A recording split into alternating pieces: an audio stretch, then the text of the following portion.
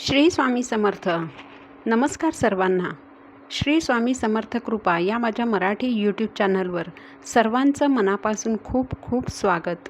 स्वामींच्या कृपेने आजचा दिवस तुम्हाला सुखाचा आणि आनंदाचा जावो हीच मी स्वामींच्या चरणी प्रार्थना करते आणि आज या नवीन व्हिडिओला सुरुवात करते. 17 मे 2026 पासून अधिक महिन्याला सुरुवात झालेली आहे आणि 15 जून 2026 रोजी या अधिक महिन्याची सांगता होणार आहे. या दिवशी सोमवती अमावस्या आहे. अमावस्या हा मराठी महिन्याचा शेवटचा दिवस असतो. या दिवशी अधिक महिन्याची समाप्ती होणार आहे. हिंदू धर्मात या अधिक महिन्याला अत्यंत शुभ आणि फलदायी मानले जाते. कारण या अधिक महिन्यात आपण जे काही उपाय करतो, ज्या काही सेवा करतो, त्यांचं नेहमीच्या तुलनेत अधिक फळ आपल्याला प्राप्त होतं. हा महिना भगवान विष्णूंना समर्पित असल्याने या महिन्याला पुरुषोत्तम मास असंही म्हटलं जातं.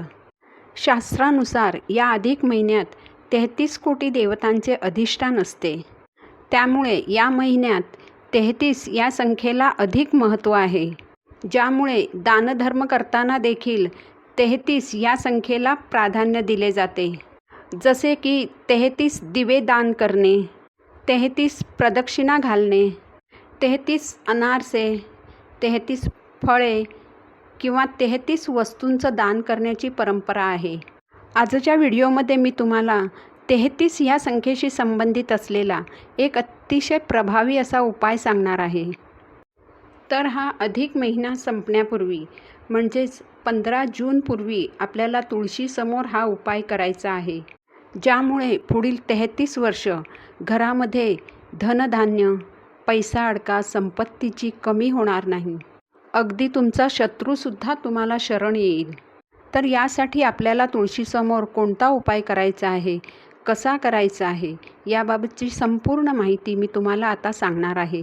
यासाठी तुम्ही व्हिडिओ शेवटपर्यंत ऐका. चॅनलवर नवीन असाल तर चॅनलला सबस्क्राईब करा.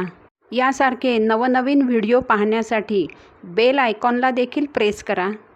तर 15 जून रोजी अधिक महिना संपणार आहे. 15 जूनपूर्वी आपल्याला हा उपाय करायचा आहे. अगदी तुम्ही 15 जूनला म्हणजेच सोमवती अमावस्येच्या दिवशीसुद्धा हा उपाय केलात तरी चालेल.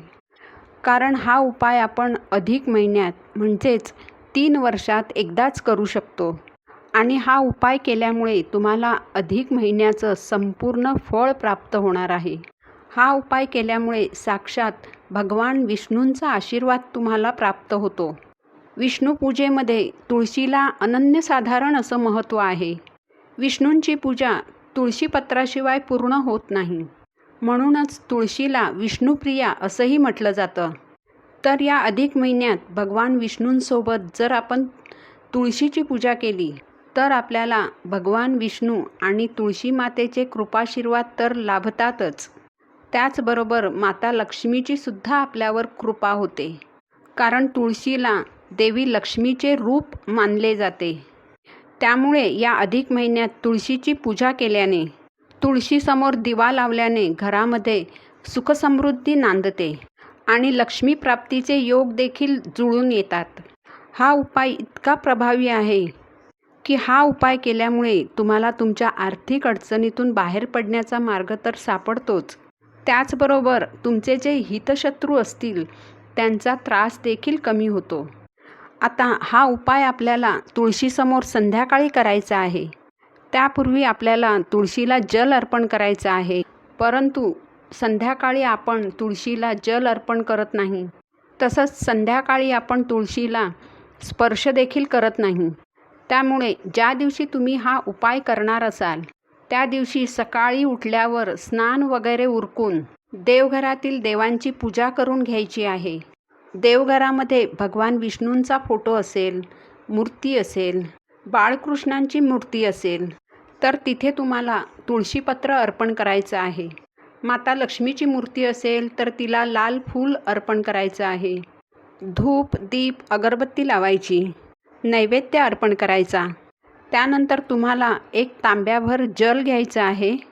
त्यामध्ये चिमूटभर हळद टाकायची, गाईचं थोडंसं कच्चं दूध घालायचं आणि हे जल तुम्हाला तुळशीला अर्पण करायचं आहे. तुळशीसमोर दिवा लावायचा, तुळशीला हळद कुंकू अर्पण करायचं, तुळशीला नमस्कार करायचा आणि त्यानंतर संध्याकाळी आपल्याला हा उपाय करायचा आहे. तर हा उपाय म्हणजे आपल्याला तुळशीसमोर 33 या संख्येत दीपदान करायचं आहे. यासाठी आपल्याला जे साहित्य लागणार आहे ते म्हणजे 33 लांब वाती, गाईचं तूप, सुक्या खोबऱ्याची 1 वाटी आणि एक मोठी पणती आपल्याला घ्यायची आहे. तर 33 या संख्येमध्ये कापसाच्या लांब वाती घ्यायच्या. या 33 लांब वाती गाईच्या तुपामध्ये भिजवायच्या आहेत आणि त्यानंतर सुक्या खोबऱ्याची वाटी घेऊन तुपामध्ये भिजवलेल्या या ज्या 33 वाती आहेत त्या वाती तुम्हाला एकत्र करून सुक्या खोबऱ्याच्या वाटीमध्ये दिव्यासारख्या लावायच्या आहेत. नंतर ही सुक्या खोबऱ्याची वाटी तुम्हाला पणतीमध्ये ठेवायची आहे किंवा तुम्ही ही वाटी दिव्यामध्ये ठेवलीत तरी चालेल. नंतर हा दिवा तुम्हाला तुळशीपाशी ठेवायचा आहे. हा दिवा जमिनीवर ठेवू नका. दिव्याला तांदळाचं किंवा फुलांचं आसन द्यायचं. दिव्यामध्ये जी आपण खोबऱ्याची वाटी ठेवलेली आहे तिला हळद कुंकू अर्पण करायचं. धूप दीप अगरबत्तीने ओवाळायचं. तुळशीची पूजा करायची. तुळशीला देखील धूप दीप अगरबत्तीने ओवाळून घ्या आणि यानंतर तुम्हाला दीपदान करायचं आहे. म्हणजेच खोबऱ्यात ठेवलेल्या 33 वाती तुम्हाला प्रज्वलित करायच्या आहेत. शक्य असेल तर तुळशीला 11 वेळा प्रदक्षिणा घालायच्या आणि प्रदक्षिणा घालताना ओम नमो भगवते वासुदेवाय नमः या मंत्राचा जप करायचा. यानंतर मनोभावे तुळशीला नमस्कार करायचा आणि तुमच्या ज्या अडचणी आहेत त्या सांगायच्या आहेत आणि या अडचणीतून मार्ग दाखवण्यासाठी दोन्ही हात जोडून लक्ष्मी मातेला प्रार्थना करायची आहे. हा अगदी साधा सोपा उपाय आहे जो तुम्हाला अधिक महिना संपण्यापूर्वी तुळशीसमोर करायचा आहे. ही माहिती महत्त्वपूर्ण वाटली असेल तर व्हिडिओला लाईक करा, चॅनलला सबस्क्राईब करा. पुन्हा भेटू नवीन व्हिडिओसोबत. श्री स्वामी समर्थ.